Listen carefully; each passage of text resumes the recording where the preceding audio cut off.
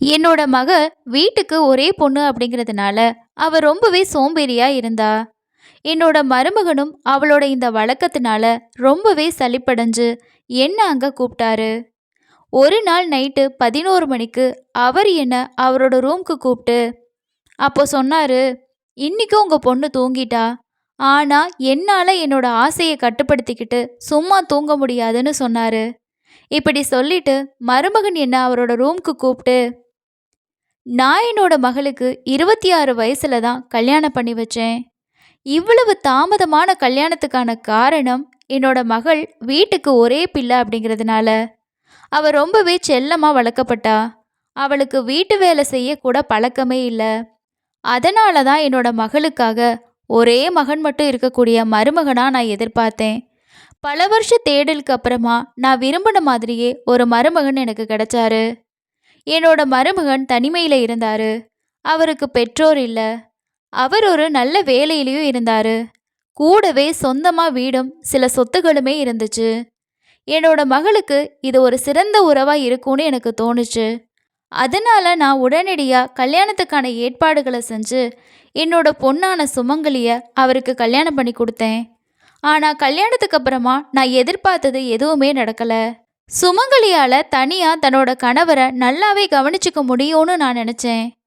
கல்யாணத்துக்கு முன்னாடி என்னோட பொண்ணுக்கு கல்யாணத்துக்கு அப்புறமா எப்படி இருக்கணும், கணவரை எப்படி பார்த்துக்கணும்னு சொல்லி எல்லா விஷயத்தையுமே அவளுக்கு புரிய வச்சுட்டேன்னு நான் நினச்சேன்.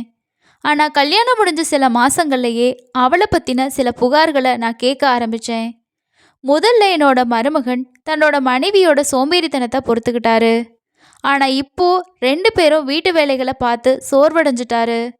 ஒரு நாள் என்னோட மகளை பற்றி விசாரிக்கிறதுக்காக அவளோட வீட்டுக்கு போக முடிவு பண்ணேன். நான் அங்கே 2 நாட்கள் தங்கினேன். 2 நாட்களுக்கு அப்புறமா நான் என்னோட வீட்டுக்கு திரும்ப ஆரம்பித்தப்போ சுமங்கலி என்னை தடுத்து நிறுத்தினா. அவ, அம்மா, எனக்கு இப்போ ரொம்பவே சோர்வாக இருக்கு. நீங்கள் இன்னும் கொஞ்ச நாள் எனக்கு உதவியாக இங்கேயே இருங்க. வீட்டுக்கு போயிட்டு நீங்கள் என்ன செய்ய போறீங்கன்னு கேட்டா. அவ அப்படி கேட்கும்போது அவளோட சோம்பேறித்தனமான சுபாவம் எனக்கு தெரிஞ்சிச்சு. கடந்த 2 நாட்களாக நான் வந்ததுக்கப்புறமா அவள் எந்த ஒரு வேலையுமே செய்கிறதில்ல. எப்போ பார்த்தாலும் ரெஸ்ட் எடுத்துக்கிட்டே இருந்தா. அவளோட இந்த சோம்பேறித்தனத்தை பார்த்து என்னோட மருமகன் அவகிட்ட இருந்து விலகி செல்ல முடிவெடுத்துருவாரோன்னு எனக்கு ஒரு பயம் ஏற்பட்டுச்சு. என்னோட மருமகன் அவளோட சோம்பேறித்தனத்தை மிக அமைதியாக சகிச்சுக்கிட்டாரு. அத்தகைய அமைதியான ஒரு நபர்கிட்ட கோபம் ஒரு நாள் வரும். என்னோட மகளை சரியான திசையில் கொண்டு வரணும் அப்படின்னு எனக்கு தோணுச்சு.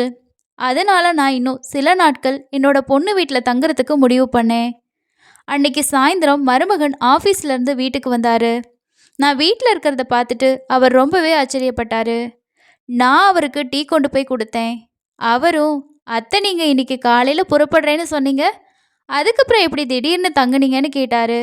இதை கேட்டேனா, ஏன் மாப்பிள்ள, நான் இங்கே இருக்கிறது உங்களுக்கு சந்தோஷம் இல்லையா அப்படின்னு கேட்டேன். அதுக்கு அவர், அப்படி இல்லை அத்தை, நேற்று நைட்டு நீங்கள் வீட்டுக்கு போகணும்னு அவசரப்பட்டீங்க, இப்போ திடீர்னு தங்கியிருக்கீங்க, அதனால தான் உங்ககிட்ட கேட்டேன்னு சொன்னார். அது மட்டும் இல்லாமல் நீங்கள் எங்கே இருந்தாலும் எனக்கு லாபம்தான். ஏன்னா கடந்த 2 நாளாக உங்களோட கையில் ரொம்பவே சுவையான உணவை நான் சாப்பிட்டேன். கல்யாணம் ஆனதுலேருந்து இப்போ வரைக்கும் வயிறு நிரம்ப சாப்பிட்றதே இல்லை. மருமகன் சொன்ன அந்த வார்த்தையை கேட்டதும் சுமங்கலி தன்னோட கணவரை எந்த அளவுக்கு நல்லா கவனிச்சுக்கிறான்னு எனக்கு புரிஞ்சுது. நான் அவர்கிட்ட, நான் இன்னும் சில நாட்கள் தங்கி உங்களை கவனிச்சுக்கிறதோட சுமங்கலிக்கு சில வீட்டு வேலைகளையும் கற்றுக் கொடுக்குறேன்னு சொன்னேன். அப்போ மருமகன், நீங்கள் எப்பயும் இங்கே தங்கினாலும் எனக்கு எந்த பிரச்சனையும் இல்லை. ஏன்னா நீங்கள் வீட்டில் இருந்தால் சுமங்கலி உங்களை போல் ஆயிடுவான்னு சொன்னார். நான் இங்கே தங்குறதுக்கு மருமகனுக்கு எந்த பிரச்சனையும் இல்லை அப்படிங்கிறதுனால நான் அவரோட வீட்டில் தங்க ஆரம்பித்தேன். என்னோட மகளோட கல்யாணத்துக்கு அப்புறமா நான் என்னோட வேலையை ராஜினாமா பண்ணிட்டேன். நான் இப்போது தனியாக தான் இருக்கேன். எனக்கு அதிகமாக பணம் தேவையில்லை. எனக்கு ஓய்வூதியம் கிடைச்சிட்ருக்கு. தங்குறதுக்கு என்னோட சொந்த வீடும் இருக்குது. அதனால் நான் அதிக கஷ்டப்படாமல் ஓய்வெடுக்க முடிவு செஞ்சேன். இப்படியே சுமங்கலி கூட சில நாட்கள் ஆகிருச்சு. கடந்த 2 நாளாக நான் மருமகனை நைட்டில் ஹாலில் பார்த்துட்ருக்கேன். மருமகனுக்கும் சுமங்கலிக்கு இடையில ஏதோ நடக்குதுன்னு எனக்கு தோணுச்சு. கடைசியாக என்னால் பொறுத்துக்க முடியல. 3வது நாள் என்னோட மருமகன் ஹாலில் இருக்கிறத பார்த்துட்டு நான் அவர்கிட்ட போயிட்டு அவர் ஹாலில் தூங்குறதுக்கான காரணத்தை கேட்டேன். அப்ப அவரு எதுவுமே பேசாம என்னோட கைய பிடிச்சுக்கிட்டு தன்னோட ரூம்க்கு கூட்டிட்டு போனாரு. அங்க போயிட்டு, "அத்தை, உங்க மக எவ்வளவு ஆழ்ந்த தூக்கத்துல இருக்கறான்னு பாருங்க. இப்ப எங்களுக்கு கல்யாணமாகி 4 மாசம் ஆகிருச்சு. சுமங்கலி இந்த 4 மாசத்திலேயே 4 வருஷம் மாரி ஆக்கிட்டா. கணவனுக்கு நேரம் கொடுக்கணும் அப்படிங்கிறது அவளுக்கு தெரிஞ்சிருக்கணும். அவளுக்கு தூக்கம் எவ்வளோ பிடிச்சிருக்குங்கிறது எனக்கு புரியவே இல்ல. இது உண்மையிலேயே சுமங்கலி முதல் திருமணமா? ஏன்னா அவளுக்கு என்கிட்ட எந்த ஒரு ஆர்வமே இல்ல. இப்ப அவளுக்கு ஒரே விஷயத்த தினமும் புரிய வச்சு எனக்கு தலைவலியே வந்துருது. அதனால தான் நான் ஹால்ல போயிட்டு தூங்கிருவேன்" அப்படின்னு சொன்னாரு. மருமகனோட பேச்ச கேட்டு நான் ரொம்பவே அதிர்ச்சி ஆகிட்டேன். என்னோட மருமகன் என்னோட மகளால கொஞ்சம் கூட மகிழ்ச்சியா இல்ல. அப்ப நான் அவர்கிட்ட, "நீங்க கவலைப்படாதீங்க. நான் சுமங்கலிக்கு புரிய வைக்கிறேன்.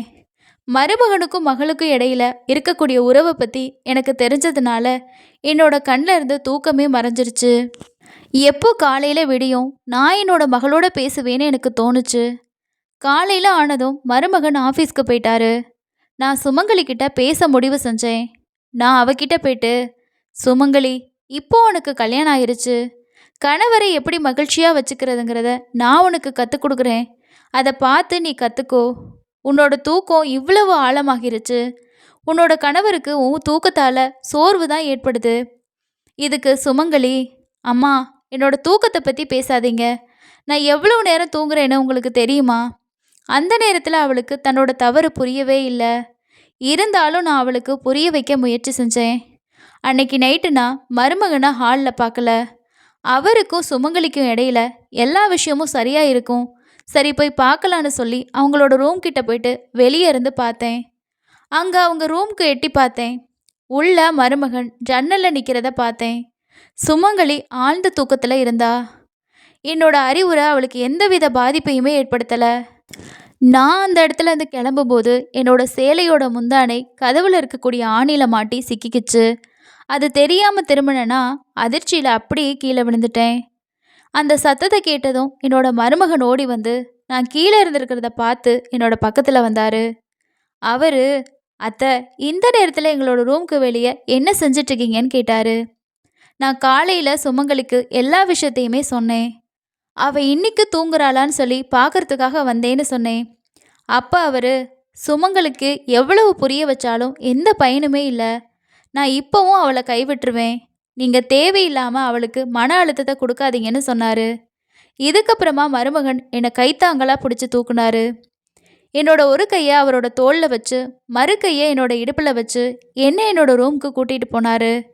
என்னோட அறைக்கு வந்ததுக்கு அப்புறமா மருமகன் என்னோட கால்களை பிடிச்சு விட ஆரம்பிச்சாரு. மருமகன் தொட்டதுமே எனக்கு ஒரு சிலிர்ப்பு ஏற்பட்டுச்சு. அந்த நேரத்தில் எனக்கு வெட்கமாகவும் இருந்துச்சு. அப்போ என்னோட மருமகன், "அத்தை, நீங்கள் வெட்கப்பட தேவையில்லை.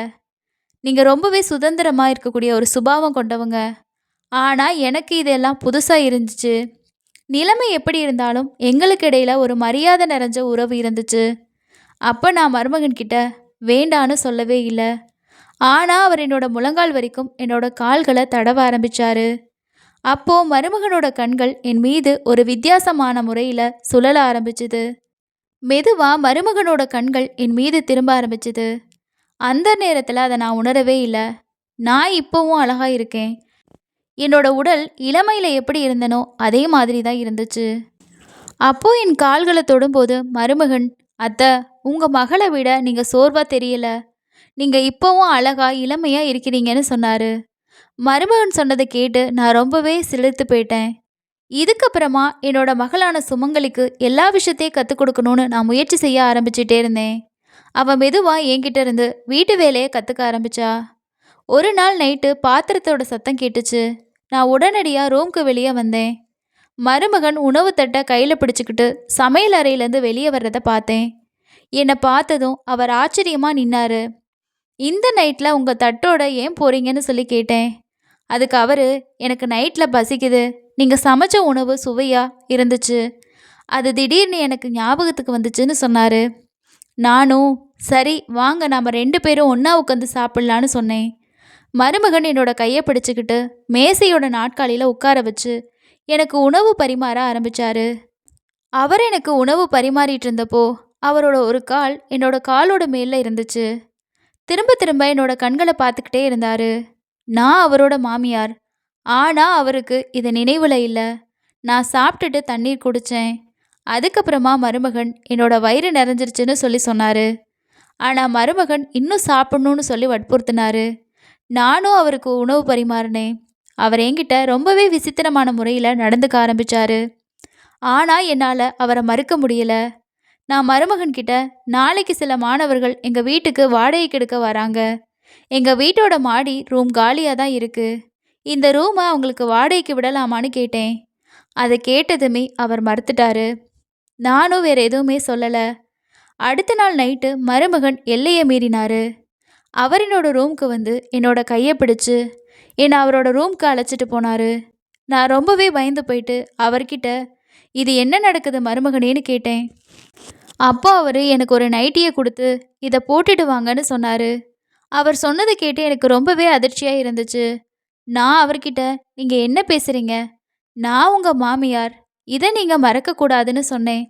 ஆனால் அவர், சுமங்கலி தூங்கிட்டா, என்னோட வீட்டில் மற்ற தேவைகளை உங்ககிட்ட தான் பூர்த்தி செய்யணும். இந்த நைட்டியை நான் சுமங்கலிக்காக வாங்கிட்டு வந்தேன். ஆனால் அதை போடவே இல்லை. நீங்களே இந்த நைட்டியை போட்டுக்கிட்டு வாங்க, எனக்கு வந்து காட்டுங்க. மருமகன் சொன்னதை கேட்டு நான் ரொம்பவே வெக்கப்பட ஆரம்பித்தேன். அவர்கிட்ட, நான் உங்கள் மாமியார், இதை நீங்கள் மறக்கக்கூடாதுன்னு சொன்னேன். அதை நான் சொன்னாலும் என்னால் அவரோட விஷயத்த மறுக்க முடியல. நான் அங்கேருந்து போயிட்டேன். அடுத்த நாள் சுமங்கலி தூக்கத்திலேருந்து எழும்பி காலையில் உணவு சாப்பிட்டுட்டு இருந்தா. அவள் காலை உணவு சாப்பிடும்போது நான் அவகிட்ட அந்த நைட்டியை கொடுத்தேன். நான் இப்போது இங்கேருந்து கிளம்புறேன், ஏன்னா நீ திருந்துறதா எனக்கு தெரியல. மருமகன் எனக்கு இந்த நைட்டியை கொடுத்தாரு. என்கிட்ட தன்னோட விருப்பத்தை வெளிப்படுத்தினாரு. உன்னால தான் மருமகன் இந்த மாதிரி என்கிட்ட பேசுறதையெல்லாம் நான் கேட்க வேண்டியதா இருக்கு. உன்னால உன்னோட கணவரை சந்தோஷமா வச்சுக்க முடியலனா உன்னோட வாழ்க்கை வீணாதான் போகும். இந்த மாதிரி சுமங்கலிக்கிட்ட நிறைய பேசினேன். என்னோட பேச்சை கேட்டதுமே அவ அழுக ஆரம்பிச்சிட்டா. அவளும், அம்மா, சில நாட்களா எனக்கு நல்லது நடக்குதுன்னு நினைக்கிறேன். எனக்கு புரிய வைக்க முயற்சி செய்றீங்க. எனக்கு எல்லாமே புரியுது. ஆனால் நான் என்ன செய்ய முடியும்? எனக்கு நைட்டில் ஏன் ஆழ்ந்த தூக்கம் வருதுன்னு சொல்லி எனக்கு புரியவே இல்லை. கல்யாணமான சில மாதங்களுக்கு அப்புறமா எனக்கு இப்படின்னு திடீர்னு தூக்கம் வர ஆரம்பிக்குது. உங்கள் மருமகன் உங்ககிட்ட என்னை பற்றி என்ன சொல்கிறாருன்னு எனக்கு தெரியாது. ஆனால் இன்னைக்கு வரைக்கும் நான் உணர்ந்தது எல்லாமே ஒரே விஷயந்தான். என்னோட கணவர் என்கிட்ட எந்த ஒரு ஆர்வமுமே காட்டுறதில்ல. அப்போ எனக்கு தோணுச்சு, சுமங்கலி தன்னோட கணவரை பற்றி பொய் சொல்கிறாளா, இல்லை மருமகன் தான் தன்னோட மனைவியை பற்றி பொய் சொல்கிறாரான்னு புரிஞ்சுக்கணும். இது புரிஞ்சுக்கிறது ரொம்பவே சாத்தியமற்றதுன்னு நான் நினச்சேன். அதனால நான் ஒரு பிளான் பண்ணேன். அன்னைக்கு நைட்டு நான் சுமங்கலியை என்னோட ரூமில் போய் தூங்க சொன்னேன். அவளுக்கு பதிலாக அவளோட ரூமில் போயிட்டு நான் படுத்துக்கிட்டேன். அன்னைக்கு நைட்டு நான் சுமங்கலி மாதிரியே நைட்டி போட்டுக்கிட்டு அவளுக்கு பதிலாக தூங்க முயற்சி பண்ணேன். நான் என்னோட முகத்தை வரைக்கும் போர்வையை இழுத்து போத்திக்கிட்டேன். மருமகன் அவளோட ரூமுக்கு வந்தப்போ நான் அதிர்ச்சி அடைஞ்சேன். என்னோட காலில் இருந்து போர்வை கொஞ்சம் நழுவுச்சு. அப்போ மருமகன் என்னை சுமங்கலின்னு நினச்சிக்கிட்டாரு. அவர் என்னோட அருகில் வந்து என்னோட கால்களை தடவ ஆரம்பித்தார். அந்த நேரத்தில் எனக்கு ஏதோ விசித்திரமாக நடக்க போகிற மாதிரி தோணுச்சு. ஆனால் அதே நேரத்தில் கதவு தட்டுற சத்தம் கேட்டுச்சு. எனக்கு ஒரு பெண்ணோட குரலும் கேட்டுச்சு. மருமகன் என் கால்களை தடவிக்கிட்டு இருந்தாரு. இதை பார்த்த அந்த பொண்ணு, வினோத், ஏன் மேலே உனக்கு சலிப்பு வந்துருச்சா? இப்போ உன்னோட சோம்பேறி மனைவியை உனக்கு ரொம்ப பிடிக்க ஆரம்பிச்சிருச்சான்னு கேட்டா. அந்த பெண்ணோட பேச்சு கேட்டதுக்கு அப்புறமா மருமகனோட கை என்னோட காலில் இருந்து எடுக்கப்பட்டுச்சு. நான் போர்வையில் ஒரு சின்ன ஓட்டை வழியா வெளியே என்ன நடக்குதுன்னு எல்லாத்தையுமே பார்த்துட்டு இருந்தேன். ஒரு பொண்ணு மருமகனோட ரூமுக்கு வந்திருந்தா. அவளும் என்னோட மருமகனும் ரொம்பவே க்ளோஸாக நின்றுட்டு இருந்தாங்க. கொஞ்ச நேரம் கழிச்சு 2 பேரும் படுக்கையில் என்னோட பக்கத்தில் படுக்கிறத கண்டேன். அந்த பொண்ணு மருமகன்கிட்ட, வினோத், கொஞ்சம் பொறுமையா இரு, உன்னோட மனைவி எழுந்திருக்க மாட்டாளான்னு சொல்லி கேட்டாரு. அதுக்கு மருமகனும், அவளால் காலையில் வரைக்கும் எழுந்திருக்க முடியாது, ஏன்னா அவள் இன்னைக்கு குடிக்கிற தண்ணியில் நான் தூக்க மாத்திரையை கலந்துருக்கேன்னு சொன்னார். இதுக்கு அந்த பொண்ணும், உன்னோட மனைவியோட வேலை முடிஞ்சிருச்சு, ஆனால் மாமியாரை என்ன செய்கிறது, அவங்களால நம்மளோட அன்றாட சந்திப்புகளில் இப்போ தடை அதிகமாக ஏற்படுது. இதுக்கு மருமகனும், என்னோட மாமியாரும் நான் விரும்பாமலேயே அப்படிப்பட்ட முறைகளில் என் கூட பழக ஆரம்பிச்சிட்டாங்க. இப்படி பழகுனதுனால அவங்க வெக்கப்பட்டு தங்களோட வீட்டுக்கு போகிறதுக்கு முடிவெடுப்பாங்கன்னு நினச்சேன். ஆனால் அவங்க இங்கேருந்து போகிறதுக்கு தயாராக இல்லைன்னு சொன்னார். மருமகனும் அந்த பொண்ணும் பேசினதை கேட்டு நான் ரொம்பவே ஷாக் ஆகிட்டேன். அதாவது மருமகன் என் மகளை ஏமாத்திக்கிட்டு இருக்காராம். அப்போ நான் போர்வையிலேருந்து வெளியே வந்து அவங்க 2 பேரையும் பார்த்தேன். என்னை பார்த்ததுமே என்னோட மருமகன் ரொம்பவே அதிர்ச்சி ஆகிட்டாரு. நான் அவர்கிட்ட, நான் உன்னை ஒரு நல்ல மனுஷனாக நினச்சேன். ஆனால் நீ என்னோட மகளை ஏமாத்துறியா? நான் உன்னை அவ்வளவு எளிதாக விடமாட்டேன்னு சொன்னேன். அதுக்கு அந்த பொண்ணு, உன்னோட பொண்ணு கொஞ்சம் பைத்தியம் பிடிச்சவ.